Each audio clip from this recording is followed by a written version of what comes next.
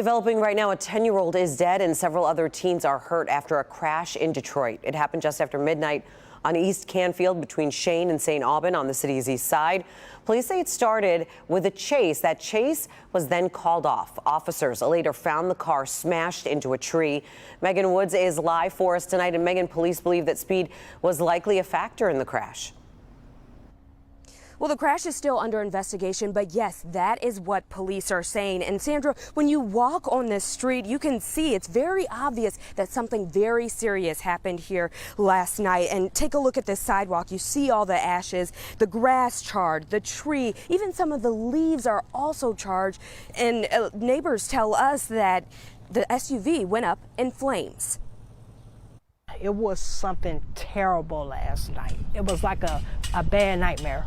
It was something like I never experienced in my life. It was around midnight when neighbors first realized something was wrong. I heard somebody trying to stop, and I heard a big boom.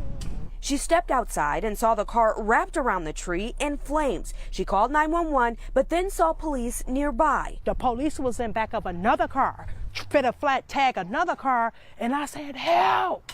I said, help! They made a U-turn, and he came back and he told me, he said, get back in the house, get back in the house. Officers pulled people out of the car. One of them was a 10-year-old who died at the scene. This is awful. This is awful. It's awful. Sources say a 16-year-old boy and a 17-year-old boy are in stable condition, but there's a 16-year-old girl still in critical condition. Speed may have been a factor. This is the second time it happened. It happened in the winter. The car was flipped over upside down. The same street, the same thing happened. They gotta get me something right here, or they gotta put a speed bump. Something gotta give. This neighbor says if it wasn't for this tree that was planted here years ago, more people could have been hurt. And I thank God for it. I do. You know, it's no guarantee I'll be standing here talking to you now.